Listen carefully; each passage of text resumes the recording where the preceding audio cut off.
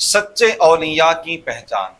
اولیاء کرام علیہم الرحمہ سے محبت کے لیے یہ جاننا ضروری ہے کہ ولی کسے کہتے ہیں، تاکہ ہم حقیقی اولیاء اللہ کی محبت و عقیدت سے فیض یاب ہوں اور دھوکے بازوں کے فریب سے محفوظ رہ سکیں۔ اللہ تعالیٰ کی بارگاہ میں قرب اور مقبولیت و محبوبیت کے ایک اعلیٰ درجے کو ولایت کہا جاتا ہے، اور جو خوش نصیب اس رتبے پر فائز ہو اسے ولی کہتے ہیں۔ قرب الہی کے کئی درجے ہیں۔ نمبر ایک درجہ ہر ایمان والے کو نصیب ہے، کیونکہ حدیث مبارک کے مطابق رب تعالیٰ ایمان صرف اسے عطا کرتا ہے جس سے محبت فرماتا ہے۔ رحمت خداوندی سے یہ درجہ ہمیں نصیب ہے، اللہ کرے مرتے دم تک سلامت رہے۔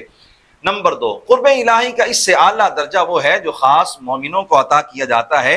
اس مرتبے والے حضرات باقی مسلمانوں کی بنسبت زیادہ پیارے ہوتے ہیں، اس درجے کو ولایت کہتے ہیں، اور یہ اعزاز پانے والے کو ولی کہا جاتا ہے۔ نمبر تین، مخلوق میں سب سے زیادہ قرب و محبوبیت انبیاء کرام علیہم الصلوات والتسلیمات کو عطا ہوئی ہیں، اور ان سے بلند شان والا نہ کوئی پہلے آیا تھا نہ بعد میں آئے گا۔ نمبر چار، اور انبیاء کرام میں سب سے اعلیٰ مقام سرکار دو عالم صلی اللہ علیہ وآلہ وسلم کا ہے، یعنی اللہ تعالیٰ نے جس درجہ محبوبیت و قبولیت پر رسول اللہ صلی اللہ علیہ وآلہ وسلم کو فائز فرمایا ہے وہ اولین و آخرین میں کسی اور کو نصیب نہیں ہوا۔ یہ بات بھی پیش نظر رہنی چاہیے کہ جس طرح انبیاء کرام علیہم الصلوات والتسلیمات کے باہمی درجات مختلف ہیں، اسی طرح اولیاء اعظام کے آپس میں مراتب بھی بے شمار ہیں۔ سب سے اعلیٰ درجہ کے ولی صحابہ کرام اور اہل بیت اعظام رضی اللہ عنہم ہیں۔